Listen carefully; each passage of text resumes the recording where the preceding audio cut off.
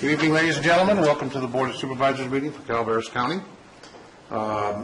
Before we get started, shall we have the Pledge of Allegiance?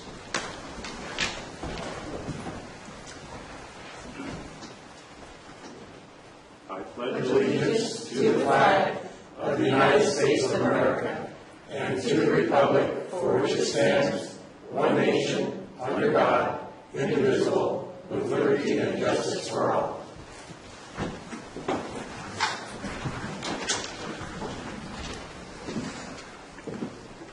Okay, ladies and gentlemen, before we get started, we'd like to remind everybody that we will not have any clapping or boisterous activity when we have our speakers talk. You can move your hands if you'd like, and that's good as long as it's quiet. We like to make sure that everybody gets proper respect, speakers and board and chambers. So we're going to kind of keep an eye on that. And with that, I'd like to go directly to public speaking.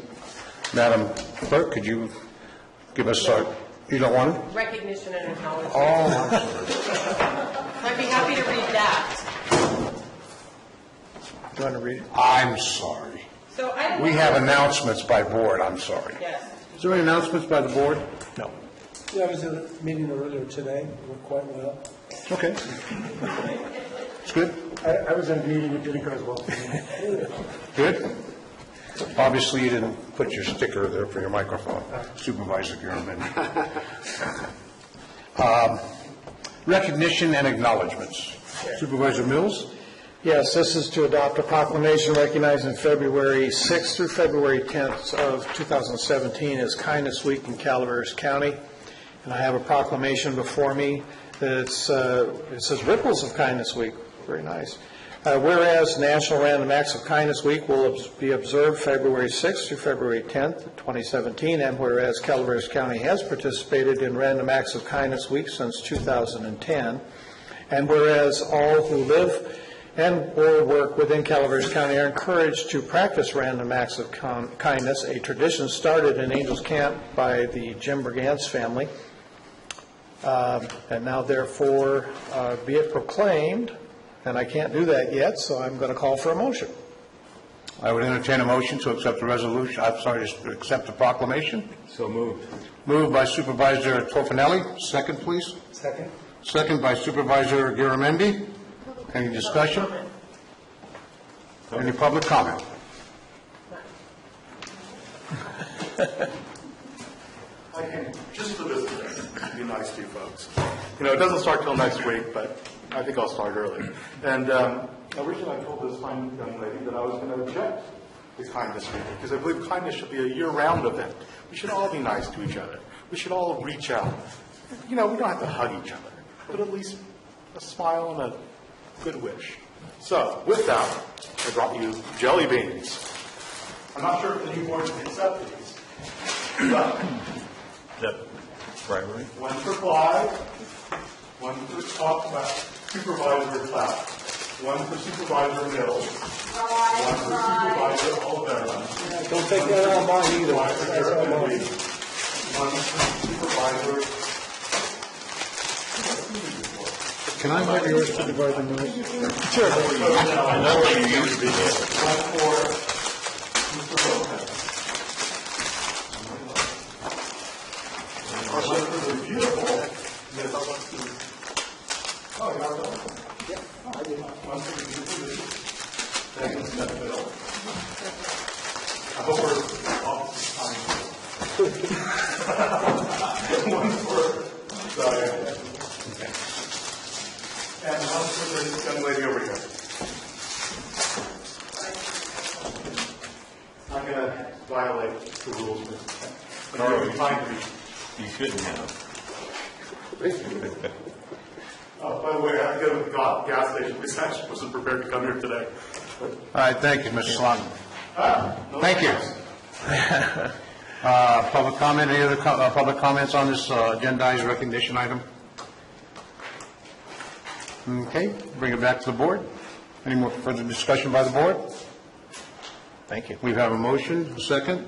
Call for a vote. All in favor indicate by saying aye. Aye. Opposed by no? Okay, now therefore be it proclaimed that the Calaveras County Board of Supervisors recognizes the week of February 6th through 10th of 2017 to be Kindness Week throughout the county.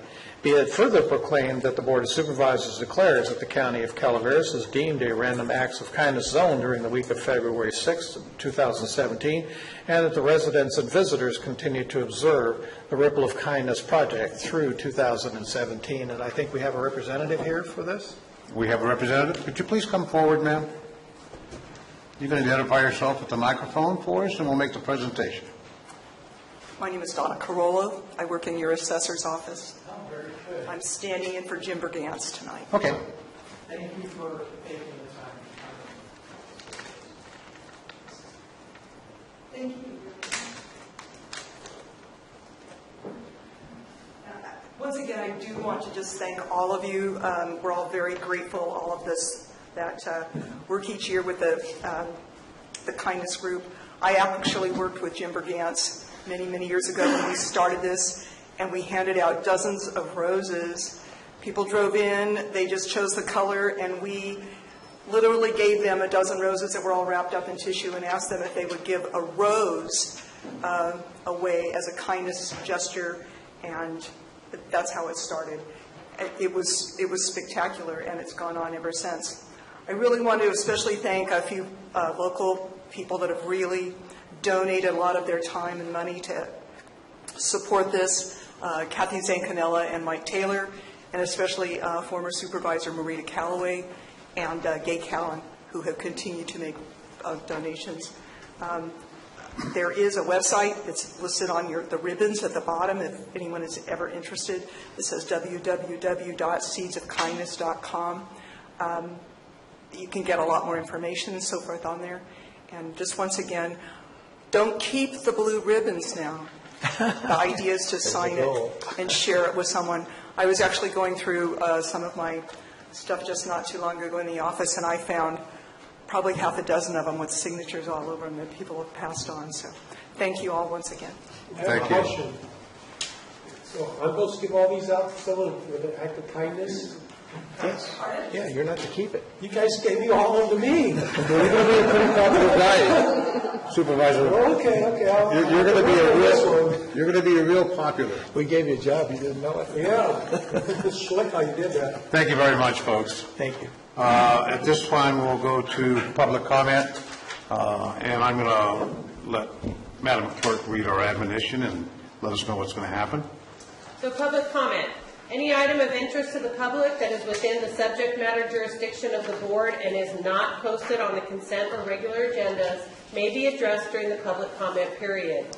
California law prohibits the board from taking action on any matter which is not posted on the agenda unless it is determined to be an emergency by the Board of Supervisors.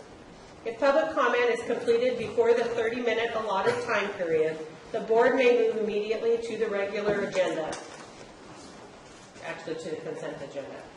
If public comment is not completed during the allotted time period, it will be continued at the conclusion of the regular agenda in order to provide an opportunity for the remainder of the comments to be heard. Don't have anything to worry about. It's okay. Okay, ladies and gentlemen, public comment will be limited to 3 minutes per speaker. Well, I got to see the end of you. Yes, I see the clock. And I believe if I'm interrupted by a supervisor, I get extra time, so better watch out. I just saw the end of the meeting today, and I understand that some people were disappointed, and some of the audience were disappointed as well. The people of Calaveras County elected you to make hard decisions, and you made some very hard decisions. I got to commend Supervisor Garamendi for his very adamant view, and he is right. 70% of the marijuana growers are in his district, but it's an issue that faces the whole county, and it's an issue that had to be addressed by all the board members, and I thank you for doing that. I want to sell my property. I don't care if it's a drug lord or if it's a medicinal marijuana person or if it's a religious organization. Those things don't make much difference to me. What does make a difference to me is stability. And we hadn't had stability in Calaveras County for a few years because of marijuana. And the vote today was a reaction to the extreme actions of the past 2 or 3 years. And that's the way I want you to look at it. I don't want you to look at it as if marijuana will never have a place in Calaveras County. It just might have a place on May 2nd in Calaveras County. But if it does have a place in Calaveras County on May 2nd, it has to be a place that is regulated, a place that is inclusive of all the people in Calaveras County's safety and wants. It's just not one group. And part of what happened last year is in the urgency ordinance, we gave everything away. We gave them everything that they wanted. In the permanent ordinance, if we do have one, we should give them one thing more, and that is a 1 acre grow size, if we do have that. If we don't have it, I think that we all have to accept that. Some of us might have to go, move away. Hopefully I move away before you guys. Mr. Slotnick, we address the microphone for us, Okay. please. Yeah. They can't hear you on TV land when you turn away. You're not supposed to use my name, by the way. I'm sorry. We'll work on that. But I do thank each and every one of you for the work you did today. Thank you, thank you, thank you, thank you, thank you. Thank you, sir. And thank you, Megan. Carl.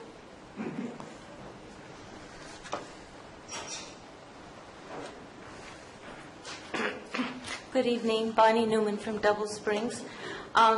Last week I didn't quite have a chance to finish what I was talking to you all about, the unstable funding with the IHSS program, and how at one time somebody spent a day in the life of a home care worker, and it opened their eyes and softened their heart to the experiences that home care workers live on a daily basis with their clients. And what I thought would be helpful for you all, because you are our governing board, I would like to challenge you to spend a day in the life. You all have about 150 consumers and providers in each of your districts who live with the IHSS program. I challenge you to find one of those people and look them up, talk to them, go to their house, spend a day in their life, walk a mile in their shoes, and then I think your eyes will be opened. I think your hearts will be melted just to the fact that these people are sometimes saviors for our fellow human beings, mostly family members, true, but sometimes it includes our neighbors, people we know in the community. So that would be my challenge to y'all. And if you can't find one, if you can't find somebody in your district, I can. I can find someone for you to team up with for a day, to spend a day in the life, so you will learn what 350 people in your community are doing day to day for the county, because this is a county program, unheralded, pretty much under the radar, but I'd like you to think of that.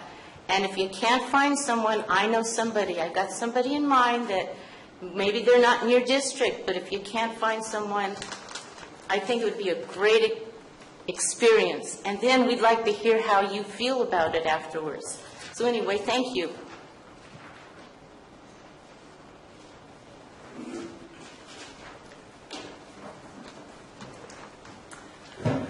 Hi, I'm Megan Guthrie again. Thank you for that. So, I would love to invite each and every one of you to my home. I am an IHSS worker for my daughter. And I am trying to have a cannabis farm, CBD, for children in seizures. And I would love to reach out and have each and every one of you up at my home so you could live a day in a life in my shoes with my daughter. And you could see the struggle she has on many fronts, in social services, in school, in her quality of life, in her sickness and her struggles, but her gains and what she does to push edges, in her ability to live life grand and go sit skiing and skydiving and bungee jumping, and the beautiful things she brings to this world, and what she can teach each and every one of you, and what we could learn from her. And maybe if you spent a day with us, you might have a little bit more of an understanding of the medicinal cannabis, because I really feel like we are so unheard and lost, and that there is such a real need, and the quality of medicine, and the farmers up here that are giving good quality medicine that my daughter will not have, and she will not have those rights to live this life. And I think unless you come up to my home and live that day, I don't think anyone can really understand it. So I open my home to each and every one of you, and I really hope that you come and spend a day with me. Thank you.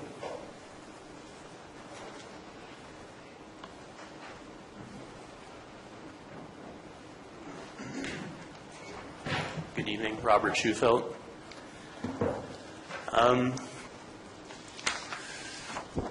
It was a day today, and I've written everyone on the board, and I've talked to many of you on the phone.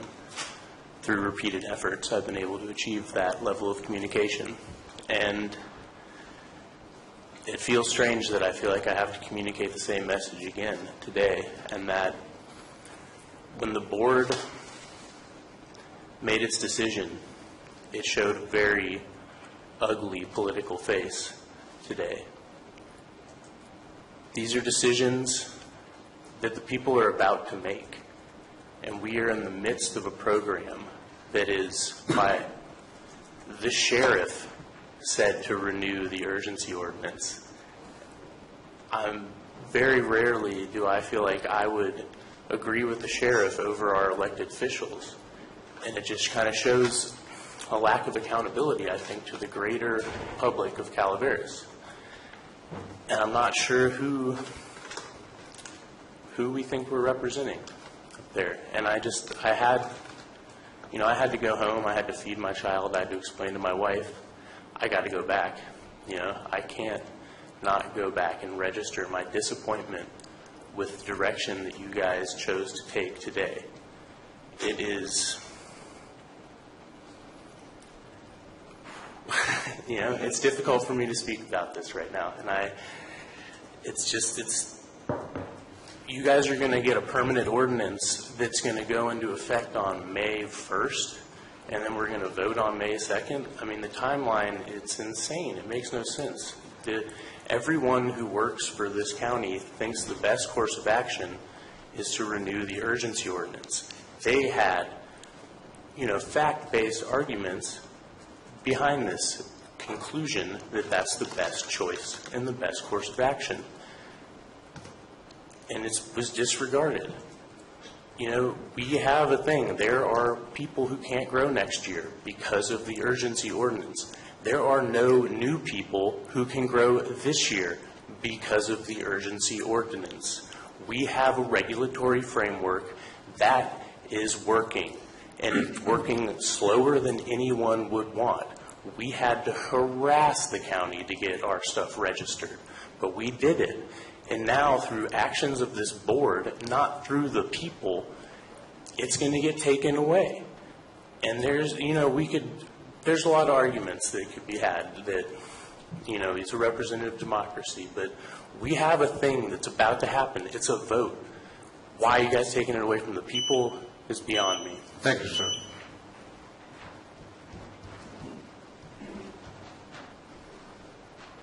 Any other public speakers? Okay, then, having none, we'll go to the next agendized item. And I believe that is a consent agenda. Madam Clerk, am I reading the agenda correctly that there is only 5 items and those are all remaining on the consent agenda? There are 4. and 4 items? They are remaining on the consent agenda. Is there any, in fact, I'm going to let you read the admonition, if you would, Madam Clerk. Okay. The consent agenda items are expected to be routine and non-controversial. They will be acted upon by the board at one time without discussion. Any board member, staff member, or interested party may request removal of an item from the consent agenda for later discussion. Okay, ladies and gentlemen, having heard the admonition, is there any member of the public that would like to have any item on the consent agenda pulled for discussion? Having seen no response or no hands, I'll bring it back to the board. Any board member wish to have any item on the consent agenda pulled for discussion? Supervisor Tofinelli? Item number 2. Item number 2. Any other item to be pulled by the board? No. Okay. Could I would be entertaining a motion to accept on the consent agenda items 3, 4, and 5. So moved. Second. So moved by Supervisor Mills, second by Supervisor Tofinelli. Public comment? Seeing no public comment, bring it back to the board. Call for the vote. All in favor indicate by saying aye. Aye. All opposed by saying no. Motion carries 5-0 and then unanimous. Let's go back to item number 2. Supervisor Tofinelli? Yeah, I had just one question on this. I see where we have the project budgeted at $80,000. And I just want to know where that figure came from and what it's based on, and what happens if fewer bids come in over budget. Where do you go from there? Thank you for your questions, Supervisor Tofinelli. Jeff Kravitz, Public Works. The budgeted item is based upon an approximate square footage of cost for the removal and replacement of the gatehouse with some improvements, as well as some site adaptation features, a little bit of paving, some concrete walkway, slabs, and exterior stairs with a observation platform on top of the gatehouse, so that our gatehouse keepers can look into the loads and inspect them. If the total project comes in over the budget, we will be returning to the board to approve the change order amount, and the monies would be coming from a capital improvement fund that we have at that's part of integrated waste management for large capital projects out at the landfill and our other facilities. And that fund currently, I believe, is around $6.8 million. Okay, I think that answers my question. Okay. Any further questions of Mr. Kravitz by the board? Okay. Thank you. Entertain public comment on this issue? Having seen no indication of any public comment, bring it back to the board. I would entertain a motion for the agenda item number 2, the Public Works adopting plans and specifications for the solicitation of a design-build contractor for the Rock Creek Gatehouse Replacement Project. So moved, Mr. Chair. Moved by Supervisor Tofinelli. Second. Second by Supervisor Mills. Any question or discussion by the board? Public comment? Call for a vote. All in favor indicate by saying aye. Aye. All opposed by indicate by saying no. Motion passes unanimously. Madam Clerk, we're next agenda item. Supervisor announcements. Board member announcements in compliance with AB 1234, chapter as Government Code Section 53232.3D. This is the time for board members to report on meetings attended on behalf of the county and to carry out their duties as a county supervisor. Okay, I think we'll start left and go to right. From my left, Supervisor Clapp. Any reporting on? I'm doing good. Thank you. Supervisor Mills? I have a list, but I left it at home, so I'll report out on next meeting. So you'll report next You week. left your list at home? Oh, yes. It's better than the dog. At least honest. Supervisor Garamendi, I'm sorry. Thank you, Mr. Chairman. I did bring my list, although it is a little gnawed by my dog. I apologize, this is a long list, but we weren't able to do this last meeting. I did meet with the Bob Dean, who chairs the RCD, and we sort of discussed the vision of the new board and as they go through the process of formation. I also attended a CSAC training on social media, finally realizing that the internet is here to stay and I better get on board with Facebook and whatnot. I took the training and I'm now online. I met with Senator Bigelow's office to discuss, and Senator Berryhill's office a little bit to discuss their legislative agenda for 2017 and talk a little bit about some of our issues around tree mortality, as well as infrastructure rebuilding for the Butte Fire. With them, hopefully we'll find some ways to work together. I attended the RC meeting on behalf of the county before I got appointed to the spot at the suggestion of the chair, where Assemblyman Bigelow was honored for his leadership and talked about a lot of the issues that are facing us. As Ms. Newman pointed out earlier, IHHS is going to have major funding issues with the state of California withdrawing their funding, so we need to stay very close and on top of that. There's other issues that are going to be facing our county, including the potential repeal of the Affordable Care Act, also known as Obamacare. And the state, what will happen to our counties is the state decides to be a bulwark against the federal changes. If we decide to continue, if the state decides to continue with the Medicaid and Medicare expansions, it's going to have massive impacts upon our county because we won't be getting up to $15 billion from the federal government to our state. So if IHHS is an example, those costs may be passed on to us in our county, so we have to watch what happens there very closely.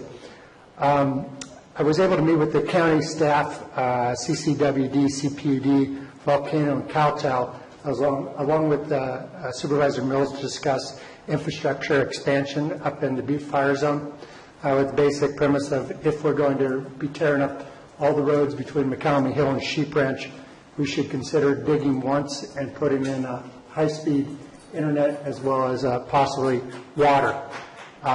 And that was very productive, and I really appreciate Supervisor Mills joining me at that meeting. There was a great meeting that was held through Patty Raggio at Central Fire, where they put together new mapping tools.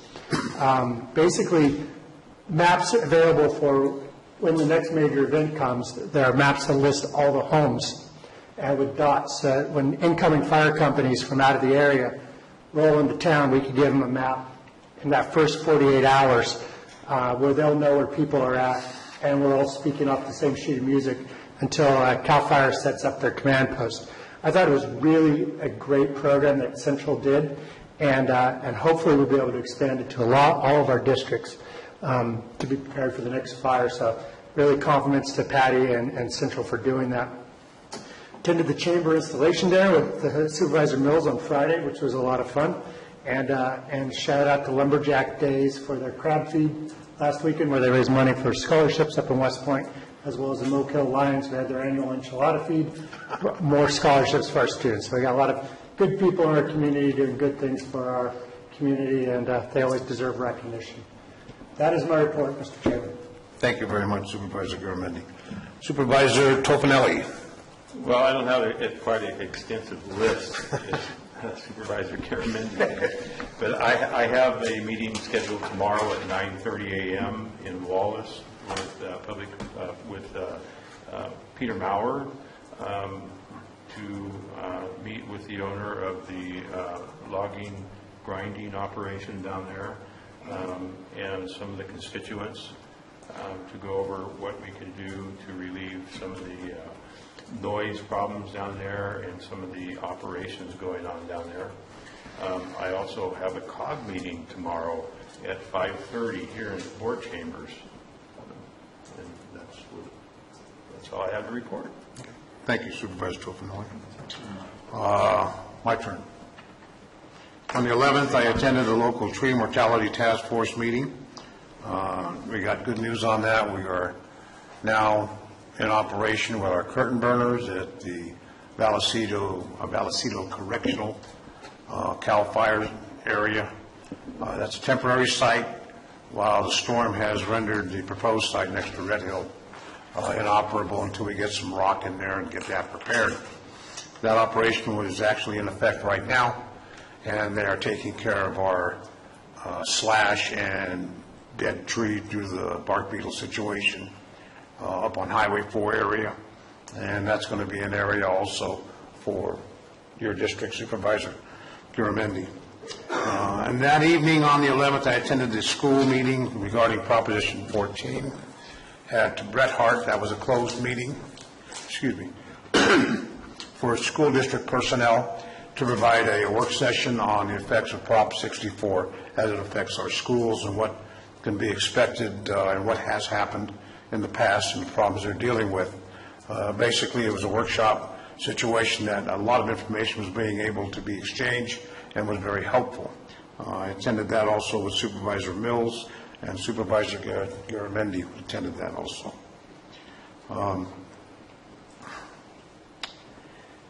Excuse me a minute while I go through my calendar while my iPad went dead.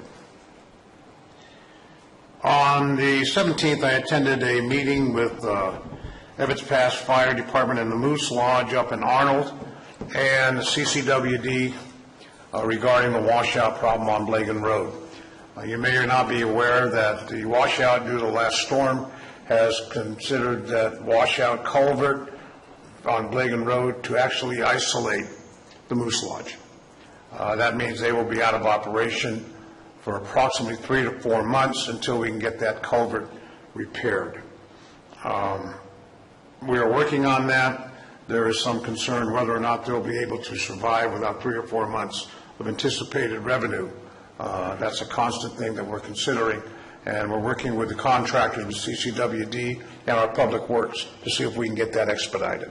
But at this point, there is no other access to the Moose Lodge. It's a very great concern with them.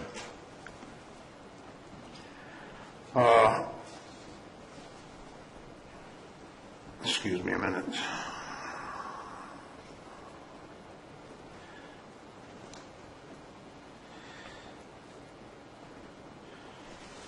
On the 21st, I attended the Friends of the Sheriff's Crab Feed with a lot of great residents and citizens of this county. Great event. It was a sold-out event. My fellow supervisors were there. I think 3 of them were. Maybe 4? Okay. Had a great time, and we made sure that we didn't violate any Brown Act County Council. We didn't talk business. We just ate. Sit with them. Yeah. we just ate crab. We will be attending several other meetings. We're going to be attending. Our COG meeting is tomorrow night. I am an alternate. I probably won't attend that. I think it's in good hands with Supervisor Tofanelli and Supervisor Mills. We did make committee assignments, and we're getting everybody in gear to attend those meetings. I'd like to remind everybody that Form 700s need to be filed, and they have to be filed with the agency. Plus, Madam Clerk has your filing for this year for your supervisor position. That's about it, ladies and gentlemen. Anything else from the board or staff? Staff? I'd just like to send a reminder that all special districts should be notifying their Form 700 filers in the next couple of weeks that their annual Form 700 filing is due on April 1st. And almost all districts are keeping those Form 700s themselves. They don't need to turn them in to me. So if you have questions, you can let me know. Thank you, Madam Clerk. Get mine on March 30th. County Council, we'll get with you in a moment, Ms. Newman. Nothing to report. CAO Lopez, anything to report? Very briefly, Mr. Chairman, on the 26th of this month, I attended together with you a TOT meeting, which I think provides a lot of opportunity as we go through the budget process for this year. We may be looking at that more closely. TOT being transfer occupancy tax. Yeah, I feel to mention, I did attend the CSAC training in Sacramento with CA Lopez, and that's going to be an issue that we're going to be looking into here very shortly some great information as to what other counties are doing with the transit occupancy tax. It's something that, like I said, Calaveras is kind of antiquated at. We'll be looking into that as a committee meeting, if you will, with CAO Lopez and with the board. Ms. Newman, you raised your hand. Could I have you go to the microphone, please? Just wanted to know if I could make an announcement. The IHSS Advisory Committee met yesterday, but unfortunately we did not have a quorum. Two of our patients, two of our consumers were very ill, and we're 3 to 4 people short on our board, and you're being asked to look to your district and see if you could find someone to help us fill our board, because last year we made quorum every meeting and we just hate to get off to a bad start. So if you could look to your district to help us find past or present consumers of home care services. That doesn't have to be the program. It could be paid for by insurance or private pay. Somebody who's actually been sick in their home, in their bed, and has needed someone to come in and help them. That's the experience we need on this board. Or members of the public. And that's anyone. So if you could help us do that, we'd really appreciate it. And I thank you for your time. Thank you, Ms. Newman. Ladies and gentlemen, if there's nothing further from the board, nothing further from the public, the meeting's adjourned.